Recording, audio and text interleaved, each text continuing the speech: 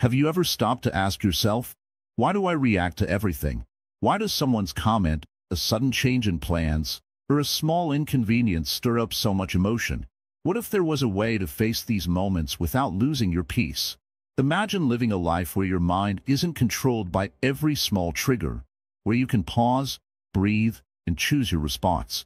Think about this. A man is walking down the street and someone accidentally bumps into him.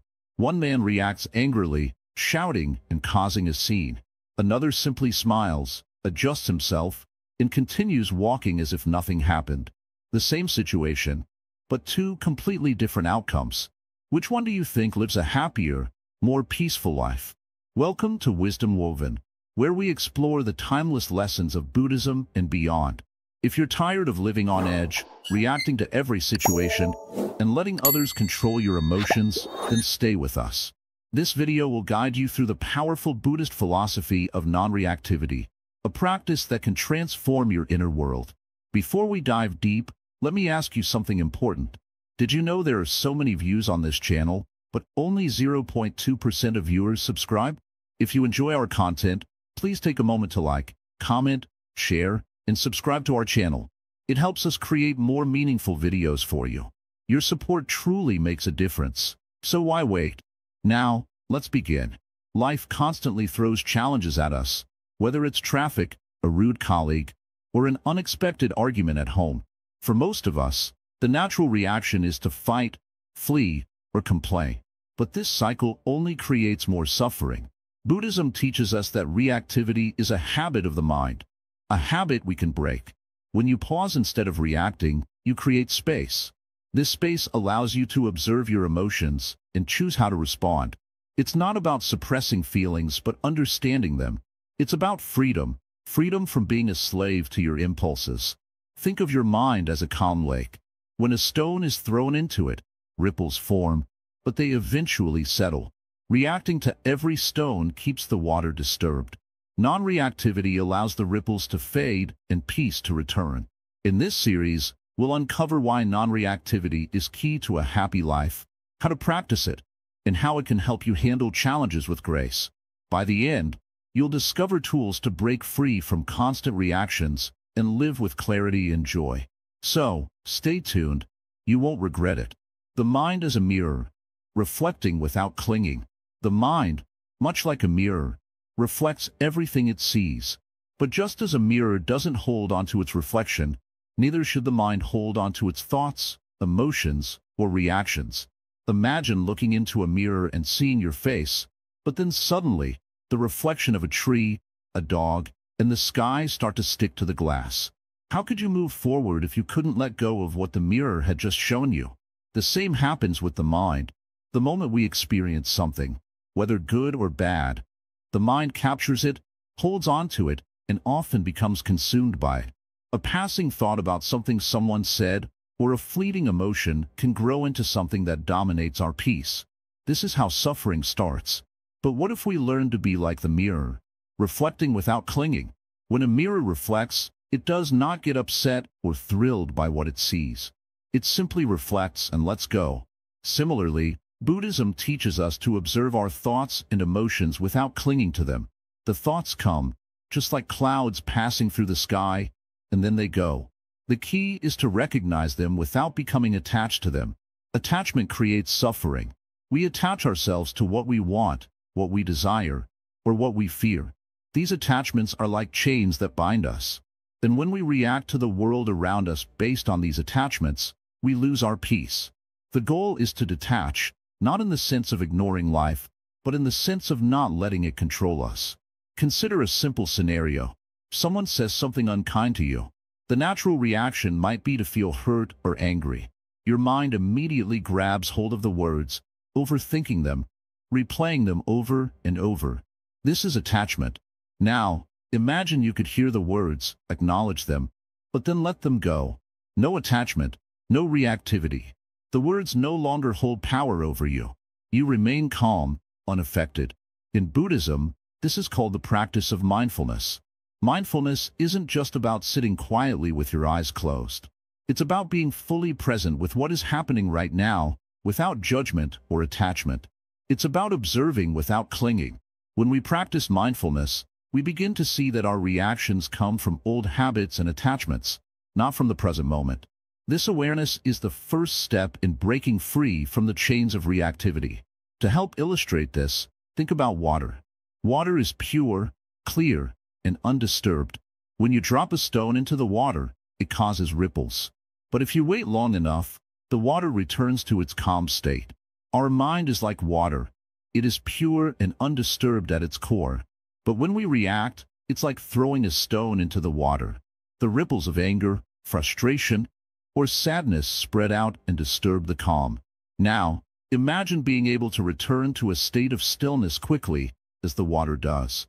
When we practice mindfulness and non-reactivity, we can quickly return to our calm state, no matter what is thrown our way. The ripples may form, but they don't last. This ability to return to stillness is what gives us true peace. A mind that is constantly reacting to every situation, every emotion, and every thought is like a mirror that cannot let go of its reflection. It is always changing, always disturbed. But when we practice non-reactivity, we begin to train our mind to reflect without clinging. We see things as they are, without attachment or judgment. This is the path to freedom. To truly practice non-reactivity, we must first cultivate awareness. Awareness is the foundation of all mindfulness practices. Without awareness, we are like a leaf blowing in the wind, carried wherever our emotions or thoughts take us. But with awareness, we become the observer of the wind, the one who watches the leaf without being swept away by it. This awareness allows us to see the true nature of our thoughts and emotions. When a thought arises, we don't immediately react. Instead, we simply notice it. This is a thought about the past, we might say. Or, this is a feeling of anger, but I don't have to act on it. In this way, we begin to break the cycle of reactivity. This process of observing without attachment is not easy. The mind has been conditioned for years to react, to cling, to attach. It takes time and patience to change this habit, but with consistent practice, it becomes easier. Over time, you will notice that you are less affected by external circumstances. The things that once triggered you will no longer have the same power. It's important to remember that this practice is not about suppressing emotions. Non-reactivity doesn't mean you ignore your feelings or pretend they don't exist. It means you acknowledge them without letting them control you. You allow the emotions to pass through you, like clouds passing across the sky. They come and go, and you remain the calm observer. One of the greatest benefits of this practice is that it allows you to be more present in your life. When you're not constantly reacting to every little thing, you can fully engage with the present moment. You can enjoy your meals, conversations, and experiences without being distracted by your emotions or thoughts. This is the essence of mindfulness, being present with what is happening now, without judgment or attachment. As you begin to practice non-reactivity, you will notice a shift in your relationships as well. Reactivity often leads to misunderstandings, arguments, and hurt feelings. But when you respond with awareness instead of reacting impulsively, you create space for understanding, compassion, and peace. You begin to communicate more effectively, listening deeply instead of simply waiting for your turn to speak. This shift in how you interact with the world can be truly transformative. You begin to live with greater clarity and peace. Your mind becomes like the calm lake, reflecting the world without being disturbed by it. And as you move through life with this newfound stillness, you'll find that the world becomes a much more peaceful place. In Buddhism, there is a term called equanimity. Equanimity means maintaining a balanced mind, regardless of the external circumstances. It's the ability to stay calm, steady, and peaceful, no matter what happens around you. This is the goal of non-reactivity, to develop equanimity, to be like the mirror that reflects without clinging. The path to non-reactivity is not about avoiding life's challenges, but about facing them with a clear and calm mind. It's about meeting the world as it is, without adding layers of judgment, attachment, or reactivity. When you learn to do this, you experience life more fully. You experience it with clarity, presence, and peace. So, next time you feel the urge to react, pause, take a breath. Observe the thought, the emotion, or the situation without getting caught up in it. Let it pass, just like a reflection in a mirror. This is the first step in breaking free from the cycle of reactivity. Impermanence and patience. The Buddhist perspective. In life, everything changes. This is the first teaching of Buddhism. Nothing is permanent. Our thoughts, feelings, the world around us, and even our own lives. The Buddha said, all things are impermanent. This simple truth holds the key to understanding why reacting to everything brings us suffering. When we react to something, it is often because we believe that moment or that feeling is permanent, that it should stay the way it is, or that we cannot stand it for even a second longer. But this belief is an illusion. Everything passes. The argument with your friend, the traffic jam, the stressful day at work, they will all come to an end. Yet, if we react immediately, we create an emotional ripple that disturbs our peace, even when the situation itself is already gone. Let's take a moment to think about this in the simplest way possible. Imagine a cloud in the sky. It's dark and stormy at first, but it passes after a while. The rain stops, and the sun comes out again.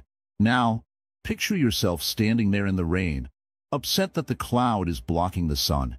You shout at the sky, "Why are you raining on me?" But no matter how loudly you shout, the cloud will move on its own. The rain will stop. Your reaction has done nothing to change the situation. This is how life works. The only thing that can change the outcome is our ability to wait patiently, to understand that the storm will pass, and that it is not our job to force the clouds away. Patience is the bridge between our suffering and our peace. When we wait, when we don't rush to react, we allow the impermanent nature of things to work on their own. Patience teaches us that time is our ally. In Buddhism, there's a saying, "This too shall pass." It means that no matter how tough things get, it won't last forever. The anger you feel after an argument, the frustration of a difficult day, they are all fleeting. If you resist them, you only add to your own suffering. But if you accept that everything is impermanent, you allow the emotion to arise and pass naturally. When we are caught up in the moment, it's as if we are holding on to a sinking boat.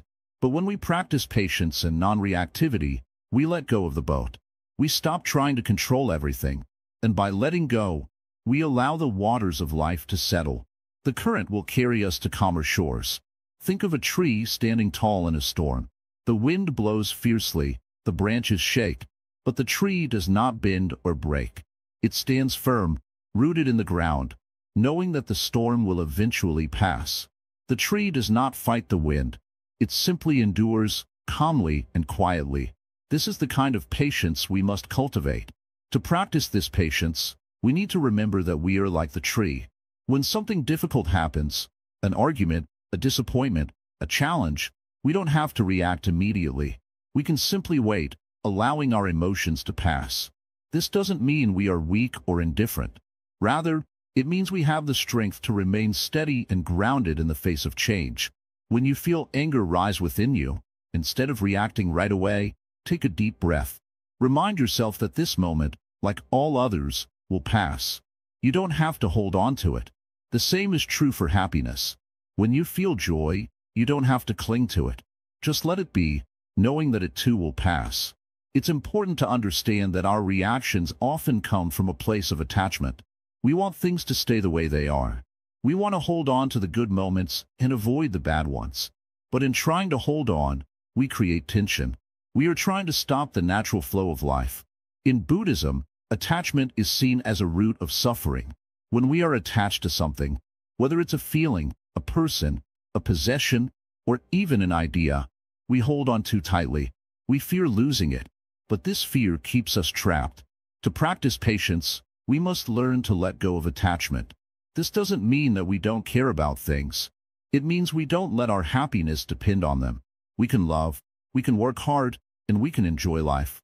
But we must always remember that nothing lasts forever. One way to practice this is to observe your feelings without judgment. When you feel anger, sadness, or joy, just notice them. Don't label them as good or bad. Don't try to push them away or hold on to them. Just allow them to be, knowing that they will come and go. When we practice patience with the impermanence of life, we develop a sense of inner peace. We begin to realize that we don't need to control everything. We can let go of the need to react to every situation. Instead, we can respond thoughtfully from a place of calm and clarity. In the next moments of your life, when something challenging happens, ask yourself, is this permanent? Will this moment last forever? Remind yourself that the storm will pass, the cloud will move on, and there is no need to react in haste. As you deepen your understanding of impermanence, you will begin to see life in a new way. You will no longer be ruled by your emotions, your reactions, or your attachments. Instead, you will be free to experience life as it is, ever-changing, unpredictable, and beautiful in its fleeting nature. Patience, combined with the understanding of impermanence, brings us peace. It frees us from the constant struggle of reacting to life's challenges. We are no longer disturbed by the passing storms. Instead, we stand firm, like the tree in the wind, rooted in the truth that everything is temporary. The cost of reactivity, the emotional turmoil, and beyond. Imagine a leaf floating gently on the surface of a river. It drifts with the current, moving peacefully through the water. Now, picture that same leaf caught in a powerful whirlpool. It spins, tossed around, and dragged in different directions. The peaceful flow is lost, and the leaf is controlled by the force of the water. Our emotions are much like that leaf. When we react immediately to everything around us, whether it's an argument, a harsh word, or a frustrating event, we get caught in a whirlpool of emotions. We're tossed about, unable to find stillness or peace. We become like that leaf, carried by the currents of anger, frustration, or fear, unable to return to calm. Reactivity comes with a high cost. The first cost is the toll it takes on our mental peace. When we react, we lose control of our minds.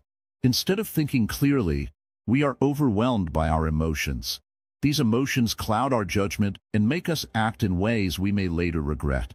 A moment of anger can ruin a whole day, or even a whole relationship. A quick reaction might shut down a meaningful conversation, and a rash decision can lead to long-term regret. The second cost is the energy it drains from us. Every time we react, we use up mental and emotional energy. We burn through our resources in a futile effort to fix things in the moment, only to find that nothing has truly changed.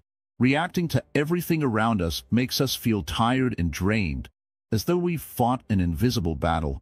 And yet, the result is often the same. The problem is still there, and we are left exhausted, with nothing but the aftermath of our reactions. Another cost is the impact on our relationships. When we constantly react, we create tension and misunderstandings. Others feel this energy and often respond in kind, leading to a cycle of conflict. One harsh word leads to another, and soon, both sides are caught in a tug-of-war of emotions. We may feel justified in our reactions, but in the end, it's the relationship that suffers. Reactivity builds walls between people, while non-reactivity creates space for understanding and peace. In Buddhism, we are taught that all things are impermanent. Our emotions, like the weather, shift and change. But when we react, we forget this truth. We think that our emotions define us, that they are who we are in that moment. And so, we get trapped in them. We become angry or sad or anxious, and we believe that these emotions will last forever. But the reality is that they are just passing clouds, here for a moment and then gone. When we stop reacting, we begin to see emotions for what they are, temporary and ever-changing. Instead of being dragged along by them, we can observe them. We can notice the anger, sadness, or fear, but we don't have to let them control us. Just like the clouds in the sky, they will pass. And when we allow them to pass without reacting, we are left with a deeper sense of peace and clarity. One of the most powerful teachings of Buddhism is that suffering arises from our attachments. We become attached to the idea of being right, to the need to defend ourselves, or to the desire to control how others treat us. These attachments are the roots of reactivity. We react because we feel threatened or insecure, because we believe that something is wrong and we need to fix it. But here's the truth. Not everything needs to be fixed. Not every word, action, or situation requires a reaction. Sometimes, the best response is no response at all.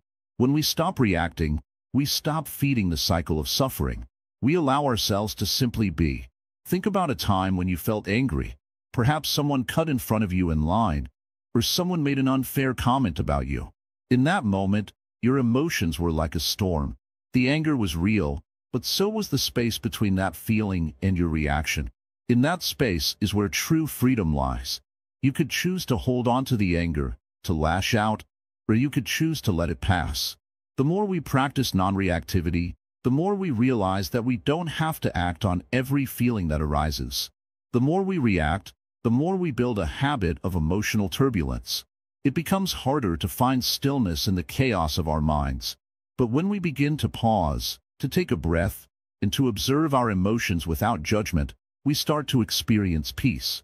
We realize that emotions are like waves, sometimes gentle, sometimes powerful, but always temporary. By not reacting, we allow the waves to pass and the sea of our mind to return to calm. It's important to remember that non-reactivity doesn't mean being cold or indifferent. It doesn't mean we stop caring about the world around us. On the contrary, it means we care deeply, but without the need to control or manipulate every situation. It means we respond with wisdom, rather than reacting impulsively. It's a way of being present in the world without being controlled by it. This practice is not easy. In the beginning, we may still find ourselves reacting, whether it's out of habit or because we feel threatened or challenged. But each time we pause before reacting, we grow stronger. Each time we choose not to engage with our emotional impulses, we are building a more peaceful and clear-minded future.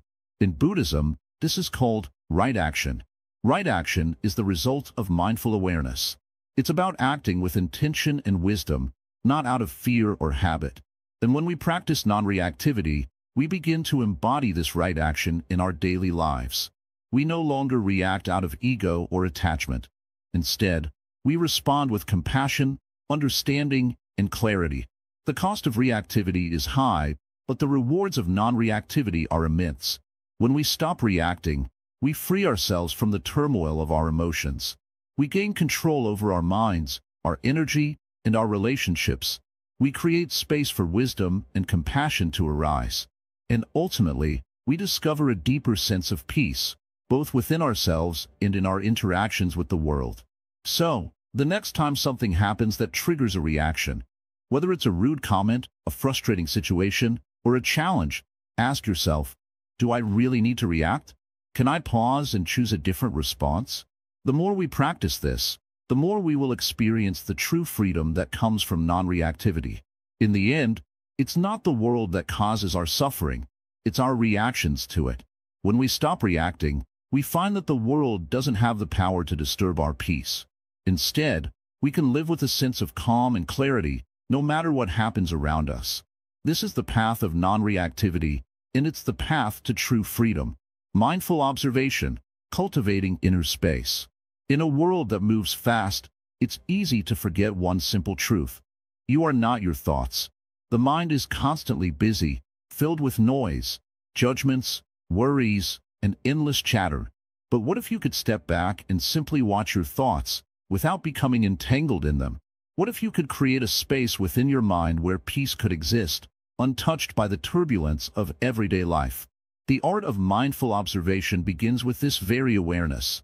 You are not the stream of thoughts that rush through your mind. You are the observer of those thoughts. This shift in perspective is powerful. It allows you to recognize that you do not have to react to every thought that comes to you. Thoughts are like clouds passing in the sky. They appear, linger for a moment, and then move on. You can choose not to chase them, not to grab onto them, but instead, watch them as they come and go. This practice of mindful observation is at the heart of Buddhism. It's about being aware of your thoughts without identifying with them. Think of it as standing on the edge of a river, watching the water flow by. You notice the water, but you are not swept away by it. You stand firm, observing with calmness and clarity. In our daily lives, we often react impulsively to our thoughts. When we feel angry, we immediately start to feel that anger physically and mentally. We let it take control, often without realizing it. But what if we could pause, just for a moment, and observe the anger without judgment? What if, instead of letting it dominate, we simply watched it? This doesn't mean suppressing your emotions or pretending they don't exist. It's about creating space for them to exist without giving them control over you. It's about being aware that you can have an emotion without becoming that emotion. You can feel anger, but you are not anger itself. You can feel sadness, but you are not sadness itself. Let's take a simple example. You are walking through the park and someone bumps into you. Normally, you might feel the urge to react. Maybe you would feel annoyed, or you might even say something to them. But instead of reacting, you stop. You take a deep breath. You feel the annoyance rise inside of you, but you choose not to let it take over. You observe it. You notice the tightness in your chest, the heat in your face. But instead of acting on those feelings, you let them pass. What happens next is that the anger, the frustration, begins to dissolve. It doesn't have to be pushed away. It just naturally fades when you stop identifying with it. This is the power of mindful observation. You don't have to be ruled by your emotions. You can be present with them, feel them fully, and then let them go. Mindful observation isn't just about emotions. It's about everything in your life. It's about being present in each moment without judgment. When you walk, you walk. When you eat, you eat. When you talk to someone, you listen deeply, without distractions. Your mind is clear, and you are fully engaged in whatever is happening around you. But here's the catch. Mindful observation requires practice. It's not something that happens overnight. In fact, it can be difficult at first. Our minds are conditioned to react quickly. We are taught to think, judge, and respond immediately. But the more you practice observing without reacting, the easier it becomes. It's like learning to ride a bike. At first, you might fall a few times, but with each attempt, you get better. One of the simplest ways to practice mindful observation is through meditation. Start with just a few minutes each day. Find a quiet place, sit comfortably, and close your eyes. Focus on your breath. As you breathe in and out, thoughts will come. Don't try to push them away. Just notice them. Watch them rise and fall like waves in the ocean. Let them be. As you practice this, you will begin to notice something powerful. The more you observe without reacting, the more space you create within yourself. You'll start to feel more calm, more at peace, because you're no longer caught in the storm of your own thoughts and emotions. You are simply watching them pass by. This space is essential for cultivating a peaceful mind. It's in this space that you find clarity, that you find the wisdom to respond thoughtfully instead of reacting impulsively. It's in this space that you can hear your true inner voice, the one that is calm, wise, and free from the noise of the world. In Buddhism, this practice is often called mindfulness. It's about being fully present in each moment, with no attachment to the past or worry about the future. Mindfulness allows you to experience life as it is, without judgment or distraction. It helps you to see things as they truly are, without the lens of your own biases, desires, or fears. When you practice mindful observation, you begin to understand the impermanence of everything. You realize that nothing lasts forever. Not your thoughts, not your emotions, not your circumstances. This understanding brings freedom. You begin to let go of the need to control everything. You stop reacting to every little thing that comes your way because you understand that everything is temporary. As you continue on your journey of mindful observation, you'll notice that your reactions become less intense. You no longer feel the need to argue, to prove your point, or to fight for your opinion. You can listen without judgment, and you can speak with kindness and clarity. This doesn't mean you become passive or indifferent. On the contrary, mindful observation gives you the strength to act with wisdom and compassion. You respond to situations not out of habit or impulse, but from a place of clarity and understanding. Imagine a world where everyone practiced mindful observation, where people didn't rush to react, but took a moment to pause and observe. How different would our conversations be? How much more peaceful would our relationships be? How much more harmonious would our society be? The beauty of mindful observation is that it's a simple practice that anyone can do, anywhere, at any time. You don't need special equipment or a perfect setting. You can practice it while waiting for your coffee, while sitting in traffic, or while having a conversation. It's always available to you. But the key is consistency. The more you practice, the more natural it becomes. You begin to notice the spaces between your thoughts, the gaps where peace can enter. You begin to notice that the mind doesn't have to be filled with noise all the time. There is room for stillness. There is room for peace. So, The next time you feel overwhelmed by your thoughts, take a step back. Observe them. Don't get caught up in the rush. Let the thoughts come and go. Watch them like clouds drifting across the sky. And as you do, you'll begin to feel a deep sense of peace. A peace that is always within you, waiting to be discovered. This is the power of mindful observation. It's not about controlling your thoughts. It's not about forcing yourself to be calm. It's about creating space for peace to naturally arise.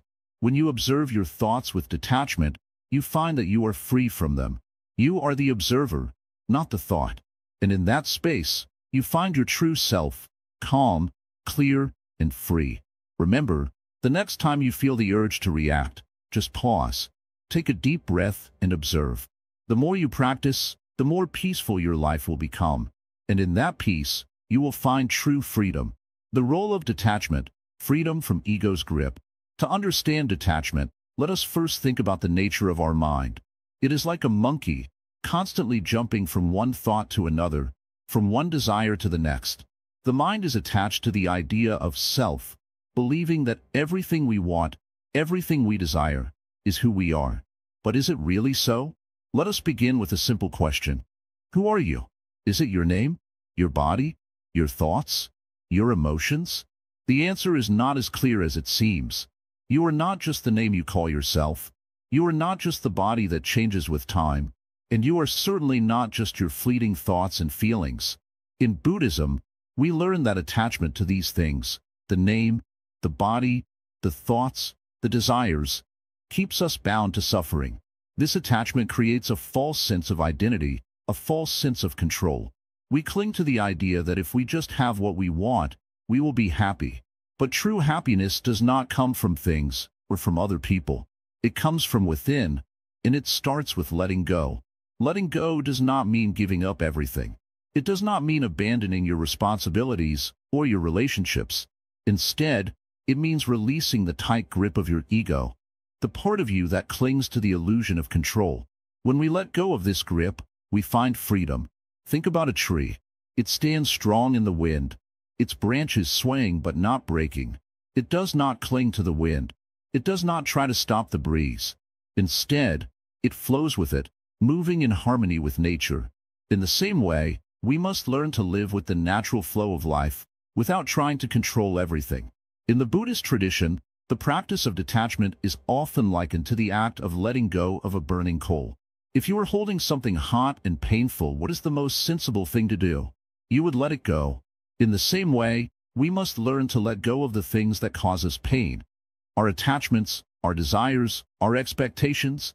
The ego makes us believe that we must have everything, that we must control every outcome, that we must be constantly right and in control of our surroundings. But in reality, life is much more fluid than that. By detaching from the need to control, we allow ourselves to experience life as it is, not as we want it to be. When you detach, you no longer identify with your thoughts and feelings.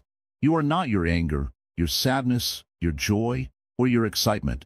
These emotions come and go, like clouds in the sky. The sky itself does not change with the passing clouds. It remains vast and open. This is the true nature of your mind. Open, vast, and free. Detachment also allows us to see things clearly. When we are attached to our desires, we often become blinded by them. We do not see things as they are. For example, when you really want something, whether it's an object, an achievement, or the approval of others, you become so focused on it that you lose sight of the bigger picture. Your mind becomes clouded, and you react impulsively. But when you practice detachment, you take a step back. You can observe your desires without getting caught up in them. You can feel your emotions without letting them dictate your actions. This clear space within you allows you to respond with wisdom, not just impulse. Imagine you are standing by a river, watching the water flow. The water moves quickly, but it does not cling to anything. It does not try to hold on to the rocks or the leaves that float by. It simply flows, as it is. This is the essence of detachment. It is not about running away from life. It is about being present in life without holding on to anything too tightly. Detachment is not about becoming indifferent. It is not about withdrawing from the world. On the contrary, when you detach from your desires and attachments, you can engage with the world more fully. You can give and receive love, you can work, you can create, and you can experience joy without being owned by these things. By practicing detachment, you cultivate peace within yourself. You stop reacting to every little thing that happens around you. Instead, you respond from a place of calm and clarity. When something unpleasant happens, you do not immediately get upset. You observe it, you understand it, and you decide how to respond with wisdom. Detachment also helps in your relationships. When you are not attached to how others behave or what they say, you can relate to them without expecting anything in return. You can love others without needing them to behave in a certain way or meet your expectations. This leads to more peaceful, loving relationships. Now, let's talk about how to begin the practice of detachment. The first step is awareness. Pay attention to your thoughts and reactions. Notice when you are getting attached to something, whether it's a desire, a person, an outcome, or even an opinion. When you realize that you are attached, take a moment to pause. Take a deep breath and ask yourself, do I need to hold on to this? The second step is to practice letting go. You don't have to force yourself to let go of everything all at once. Start small. Let go of the little things, the traffic jam, the slow waiter, the minor inconvenience. When you let go of these small attachments, you begin to build the muscle of detachment. Over time, it becomes easier to let go of bigger things like expectations, judgments, and desires. Another helpful practice is mindfulness. When you are mindful, you are fully present in the moment. You are not attached to the past or the future. You are not trying to control the outcome of a situation. You are simply here, now, experiencing life as it is. Mindfulness helps you see that nothing in this moment is permanent. Your thoughts, your feelings, your circumstances, they are all temporary. When you realize this, it becomes easier to let go. Detachment also involves cultivating gratitude. When you are grateful for what you have, you stop focusing on what you don't have. You stop wishing for more, and you start appreciating the present moment. Gratitude helps you let go of attachment to outcomes, because you recognize that you already have enough. Finally, remember that detachment is not about escaping from life. It is about living with freedom. When you detach from your ego, from your desires, and from your expectations, you open yourself to a deeper level of peace. You stop being a slave to your wants, and you become the master of your own mind. In Buddhism, we learn that attachment leads to suffering, but detachment leads to freedom. Freedom from the cycle of craving and clinging. Freedom from the constant need to control. When you practice detachment, you create space for peace, joy, and wisdom to arise naturally. So, take a moment today to reflect. What are you attached to? What is controlling you? And how can you begin to let go? The path of detachment is the path to true freedom. It is not about giving up your life, but about living it more fully, without the chains of attachment holding you back. When you let go of the ego's grip, you open yourself to the beauty and peace that already exist within you. The art of letting go, wisdom in silence. Imagine your mind as a vast sky. Every thought, every emotion, is like a cloud passing through.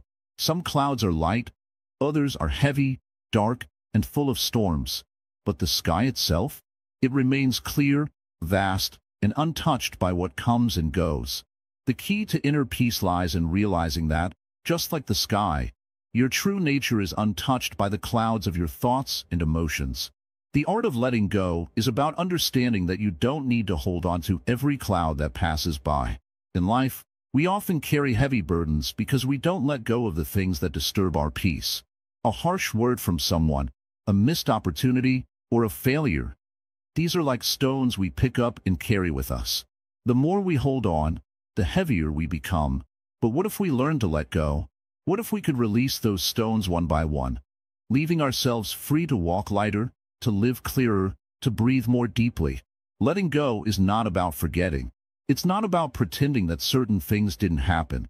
It's about understanding that the past is over and the future hasn't yet come. We only have the present moment. Holding on to anger, resentment, or regret keeps us trapped in the past. We lose our connection to the now, and in doing so, we lose our peace. Buddhism teaches us the concept of non-attachment. This doesn't mean we should detach ourselves from life or relationships. It means we should release our grip on the expectations, judgments, and desires that cause suffering. Attachment is like a knot that binds us to the past or to the future. When we let go of the need to control, we untie that knot and allow ourselves to flow with life as it is, without resistance. Let's take a moment to understand this with an example. Picture a river. The water flows smoothly, continuously, without hesitation. It doesn't resist its course. When a rock is in its path, it doesn't fight it. The water simply flows around the rock. It doesn't dwell on the rock, and it doesn't try to change its shape. The water knows that everything, including the rock, will eventually pass. The key here is flow. In our lives, we often resist what is. We resist the present moment, and in doing so, we create suffering.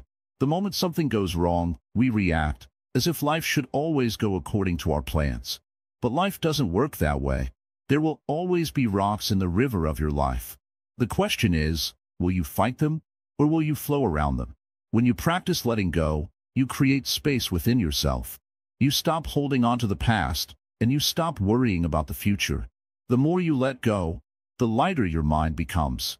This lightness brings clarity. You begin to see things as they are, not as you wish them to be. And with this clarity, your actions become more mindful, your response is more deliberate. It's important to note that letting go doesn't mean you become passive. It doesn't mean you stop caring or stop trying. It simply means you stop attaching yourself to the outcome.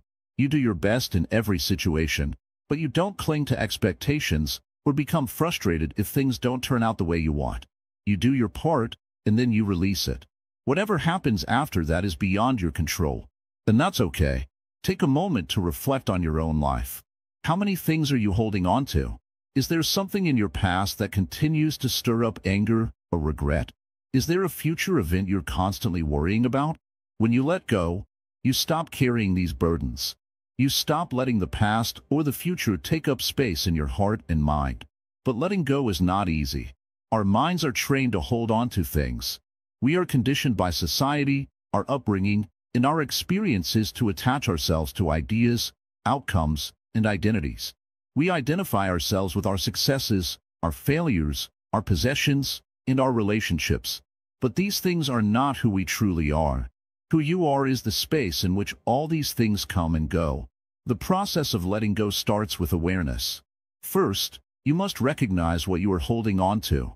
What are you clinging to that is causing you pain? What are you afraid to let go of? Once you are aware, you can begin to release it. It's a gradual process, not something that happens overnight. But with practice, the weight of these attachments begins to lift. One powerful practice in Buddhism for letting go is meditation. In meditation, you sit in silence, and you watch your thoughts as they come and go. You don't judge them, and you don't try to control them. You simply observe. When you practice this regularly, you begin to see how fleeting your thoughts are. You realize that your thoughts are not you. They are just clouds in the sky, and you are the sky itself. Another practice that helps with letting go is mindfulness. Mindfulness means being fully present in the moment, without judgment or attachment. When you are mindful, you are not distracted by the past or the future. You are here, in this moment, with whatever is happening. This practice helps you let go of the need to control everything and allows you to experience life as it is. Letting go also involves self-compassion. Often, we hold on to things because we feel guilty, ashamed, or unworthy. We think that by holding on to our mistakes or failures, we can somehow fix them or make up for them. But this only keeps us trapped. True healing comes when we accept ourselves, mistakes, and all, and let go of the need to be perfect. The more you practice letting go, the more you will notice a sense of freedom. You will no longer be a prisoner to your thoughts, your emotions, or your circumstances. You will be able to move through life with ease, responding to challenges with wisdom and grace.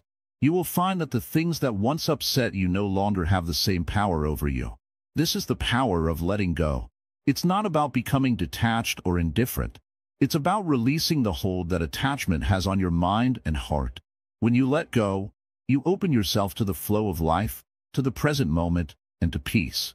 So, take a deep breath. Let go of everything you are holding on to right now. Feel the weight lift from your shoulders.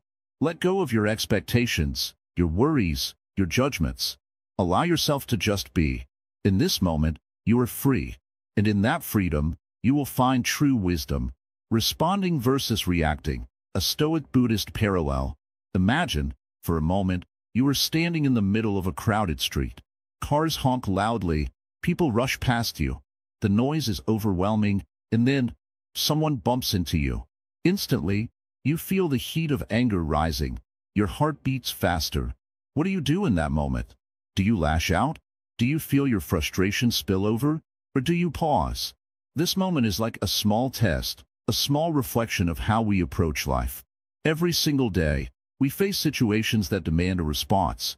Yet, the way we respond, whether with mindfulness or in reaction, can make all the difference in our peace of mind. Buddhists teach us about the power of responding with awareness, and Stoics show us how to control our reactions with wisdom. Both paths converge in a simple truth. The choice to respond, rather than react, lies within our hands. When we react, we are often driven by automatic habits, patterns, or emotions. Our mind works like an untamed horse, galloping with little thought, controlled only by the pull of external forces. The reactions are quick, they are impulsive, and they often lead to regret. But when we respond, it is different. A response comes from a place of reflection, a place of understanding. It is an action rooted in clarity, not in haste. The difference between reacting and responding is the difference between being controlled by your emotions and choosing how to act with wisdom and care. Let's break this down. Reacting is like a fire. It burns quickly, it spreads rapidly, and it can be difficult to stop once it is started. A harsh word, a sudden insult, or even a simple miscommunication can cause a fiery reaction in the mind. But fire is destructive. It leaves behind ashes and a sense of loss. When we react, we burn bridges, we create conflict, and we often end up feeling worse. On the other hand, responding is like planting a seed in fertile soil. It takes time, patience, and presence. It doesn't rush. A response is carefully considered. It doesn't let the heat of the moment dictate the outcome. Instead of adding fuel to the fire, it allows you to stay grounded and centered, even when everything around you feels chaotic. Just as a seed grows into a plant with roots deep in the ground, a response grows from a place of inner calm and understanding. Buddhism teaches us that everything is impermanent. The anger that rises in us, the frustration we feel when things don't go our way, it all passes. But if we react to it, we make it permanent. We hold on to that anger, that frustration, and it lingers long after the situation has passed. The Buddha taught that the key to peace is in learning to release, to not hold on to the temporary emotions that arise. It's like letting go of a rope you've been holding too tightly. The moment you let go, the tension is released, and you find freedom. The Stoics, too, understood this deeply. They believed that we cannot control the events that happen to us, but we can control our responses. Marcus Aurelius, the great Roman emperor and Stoic philosopher, wrote, "You have power over your mind, not outside events. Realize this, and you will find strength." In this wisdom, we find the same message as Buddhism. We cannot always choose the situations we face, but we always have a choice in how we react. Now, let's consider how we can practice this in our daily lives. Imagine another situation. You are at work, and a colleague criticizes your effort on a project. The usual response might be to feel defensive, to argue, or to let that criticism hurt your pride. You might feel your face flush, your heartbeat quicken, and your mind swirl with thoughts of anger. But instead of reacting, you pause. You take a deep breath, you listen to what your colleague says without judgment, and you choose how to respond. Perhaps you ask for clarification, maybe you reflect on what you can learn, or maybe you let it go entirely.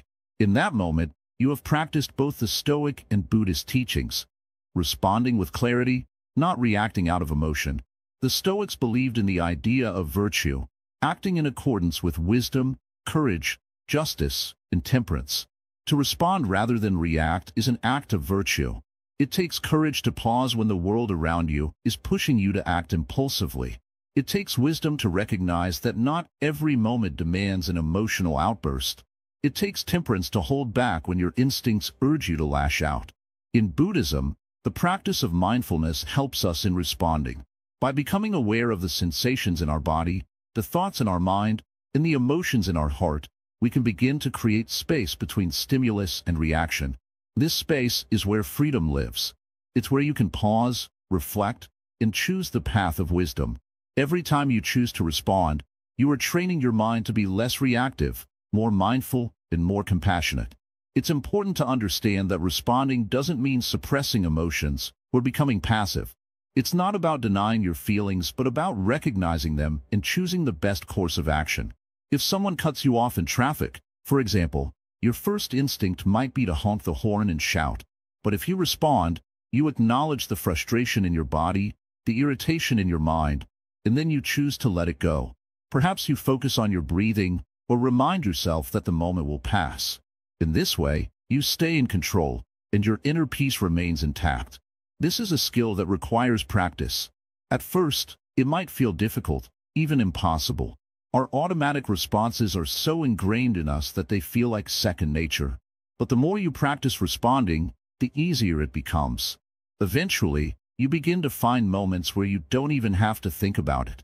You simply respond with calm because you have trained your mind to do so. The beauty of this practice is that it doesn't only benefit you, it benefits everyone around you. When you respond instead of react, you create a ripple effect of calm. Your friends, family, and colleagues will notice the difference in your behavior. You will begin to handle conflicts more gracefully, to communicate more effectively, and to carry yourself with a sense of quiet strength. People will begin to admire your ability to remain calm in situations where most would have lost their temper. This is the essence of the Stoic Buddhist parallel. It is not about becoming emotionless or detached from life. It is about being fully present, fully alive, and fully in control of how you respond to the world around you. It is about understanding that our true power lies not in controlling the external world, but in mastering our inner world. The more we practice responding, the more we embody the virtues of both Stoicism and Buddhism: peace, wisdom, and equanimity. So, next time you find yourself at the mercy of a situation, whether it's a difficult conversation, a stressful challenge, or a moment of frustration, remember the choice you have. You can choose to react, or you can choose to respond. You can choose to be at the mercy of your emotions, or you can choose to be the master of your peace. The power is always in your hands. Achieving inner peace through mindful practice. The path to inner peace is not found in escaping the world, but in embracing it with a quiet mind. The world will continue to be noisy, busy, and full of distractions, but the choice is yours, whether you let it disturb your peace, or whether you stay grounded, unaffected, and calm. Inner peace is not something external. It's not something that can be found in a particular place or after achieving a certain goal. It's within you, waiting to be realized. Think for a moment about the times you felt peaceful. Maybe it was while listening to the sound of rain, or sitting in silence after a long day. Those moments are not accidents. They are glimpses of the peace that is always available to you. Peace is not a fleeting moment. It is your true nature. The challenge is to reconnect with it, even amidst the chaos of everyday life. Now, let's look at the key to accessing this peace: mindful practice. In Buddhism, mindfulness is the act of being fully present in the moment, without judgment, without distraction, and without the urge to react. When you practice mindfulness, you begin to notice things you've never seen before. You become aware of your thoughts, your emotions, and your physical sensations. You start to see how they come and go, like clouds passing through the sky. This awareness helps you detach from the constant fluctuations of the mind and brings you back to a calm center. It's important to understand that mindfulness is not a technique you use in isolation. It is a way of living. It's a state of being that you carry with you throughout your day. Whether you're eating, walking, or working, mindfulness allows you to stay present and connected to the experience. The more you practice, the easier it becomes to find peace in even the most challenging situations. One of the simplest ways to practice mindfulness is through breathing. Your breath is always with you, yet you rarely pay attention to it. But when you consciously focus on your breath, you bring yourself into the present moment. Take a deep breath in, hold it for a moment, and then slowly release it. As you breathe, notice how your body feels. Notice how the air enters and leaves your lungs. This simple practice can bring instant calm to your mind and body. Another key aspect of mindfulness is letting go of attachments. In Buddhism, we are taught that suffering arises from our attachment to things, people, possessions, ideas, or even emotions. We grasp at them, hoping they will bring us happiness, but they are always fleeting. When we release our attachment, we stop chasing after things that don't bring lasting peace. We begin to experience the freedom that comes from not being bound to anything outside ourselves. It's also crucial to remember that mindfulness is not about being perfect. You will still have moments of stress, frustration, and anger. But the practice of mindfulness helps you notice those moments before they take control. Instead of reacting automatically, you can pause, breathe, and choose a response that aligns with your inner peace. Over time, these moments of mindful awareness become more frequent, and the space between your reactions widens. Eventually, you find that your natural response is one of calm, not chaos. Mindfulness also helps you develop compassion. When you are mindful, you become more attuned to the feelings of others. You begin to notice when someone is struggling, and you respond with kindness and understanding. Instead of judging, you see them as human beings, just like you, experiencing their own challenges. This empathy opens the door to deeper connections with others and creates an atmosphere of peace in your relationships. Now, let's talk about how mindfulness leads to inner peace in daily life. Imagine that you're stuck in traffic. Normally, you might feel frustrated, impatient, or even angry. But with mindfulness, you can observe these feelings without attaching to them. You recognize the frustration, but you don't allow it to dictate your actions. You can choose to relax and enjoy the moment. Perhaps you turn on some music, or simply focus on your breath. The key is that, by being mindful, you no longer let external situations disturb your internal peace. The same applies to difficult conversations. How often do we react impulsively in a heated argument, saying things we don't mean, or raising our voices in anger? With mindfulness, you become aware of your emotions in the moment. You can pause before responding, take a breath, and choose words that are calm and constructive. By doing so, you not only prevent unnecessary conflict, but you also maintain your inner peace. Mindfulness is also about being gentle with yourself. We often judge ourselves harshly for our mistakes, believing we should always be perfect. But this is not the way to peace. Instead, treat yourself with the same kindness and compassion that you would offer a friend. When you make a mistake, acknowledge it without self-criticism. Accept that you are human, and that mistakes are part of the journey. This self-compassion creates a sense of peace within, and helps you move forward with a lighter heart. One of the most powerful ways to cultivate peace is through meditation. Meditation is a direct practice of mindfulness. By sitting in stillness, focusing on your breath, and observing your thoughts without judgment, you create a space of quiet within. Meditation helps you cultivate awareness and stillness, which in turn leads to deeper peace. It is not about emptying the mind, but about observing the thoughts that arise and letting them pass without attachment. But remember, peace is not something you achieve. It is something you uncover. It is always there, beneath the noise of the mind and the distractions of the world. The more you practice mindfulness, the more you begin to experience this natural peace. You realize that you don't need to change the world around you to find peace. You only need to change your relationship to it. True peace comes from within, and it is accessible to anyone who is willing to practice mindfulness. It requires patience, persistence, and a willingness to look inward. It is not a quick fix, but a lifelong practice. And as you cultivate this inner peace, you'll notice that the outer world becomes less disturbing. You'll be able to face challenges with calmness, clarity, and grace. In the end, mindfulness and inner peace are not just about feeling good. They are about living in alignment with your true nature. They are about finding balance, embracing the present moment, and responding to life with wisdom and compassion. When you practice mindfulness, you begin to see that peace is not a destination, but a way of being in the world. The path of non-reactivity, a conclusion and call to action. Let us return to the beginning. We asked, why do I react to everything? Why does someone's comment or a sudden inconvenience stir up so much emotion? These questions are not just questions. They are the key to unlocking a deeper truth about ourselves. If we truly want to live a peaceful life, we must understand the nature of our reactions and learn to rise above them. Throughout this journey, we've discussed the power of non-reactivity. We've seen how our minds can often be like the surface of a stormy sea, full of ripples, waves, and chaos. Every little action or word from others becomes a stone thrown into our mental waters. But what if we could still the water? What if, instead of reacting immediately, we could pause and choose how to respond? When we pause, when we take a moment to breathe and reflect, we allow ourselves to step out of the storm and into calmness. The space between stimulus and response becomes our freedom. This is not just a mental exercise, but a way of living, a way of being. Through non-reactivity, we find our inner strength, our true peace. So, where do we go from here? It is clear that this path is not always easy. Life will still present challenges. People will still say things that upset us. Situations will still change in ways we don't expect. But how we respond is where our power lies. You are the one who chooses how to react.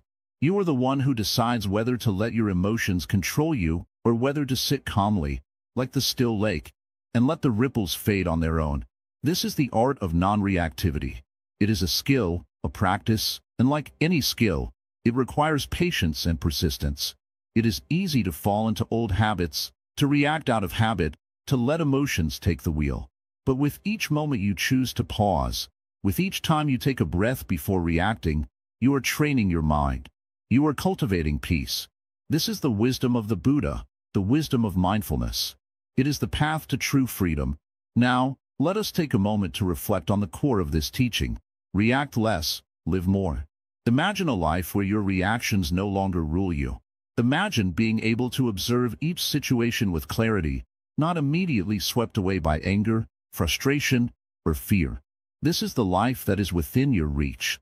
It starts with awareness. Every time you feel the impulse to react, pause. Notice the sensation in your body. Notice the thoughts in your mind. Observe them without judgment. This is the first step towards breaking the cycle of reactivity. The second step is choosing how to respond. Do you want to respond with anger, frustration, or sadness? Or do you want to respond with peace, understanding, and wisdom? This choice, however small, shapes your life. Each small decision adds up. With time, your reactions become less automatic and more thoughtful. You begin to live in a way that is intentional and peaceful. This is the practice of mindfulness. This is the art of non-reactivity. As you continue on this path, remember that it is not about being perfect. There will be times when you lose your temper. There will be moments when you react out of habit. But do not be discouraged. This is part of the process. The key is not to judge yourself when you react. Simply return to your practice. With each moment, you get closer to mastering the art of non-reactivity. Think about how much energy is wasted when we react to everything. Every small event becomes a source of stress, anxiety, and distraction. When we stop reacting, we free ourselves from this constant mental turmoil. We create space to live more fully, to engage with the present moment without being dragged away by the past or future. This is where true peace resides. In our world today, where everything moves so fast, where everyone is rushing, reacting, and responding, the practice of non-reactivity is more important than ever. The world is full of noise and distraction. People are always speaking, shouting, and demanding. But when you choose to remain calm, when you choose to pause and listen, you create a space for deeper understanding. You become a calm presence in a chaotic world. You may wonder, how can I continue this practice? How can I stay on this path? The answer is simple. Practice every day. Start small. Practice pausing when someone cuts you off in traffic. Practice pausing when someone says something hurtful. Practice pausing when something unexpected happens. Over time, you will begin to notice a shift. You will feel less triggered, less disturbed by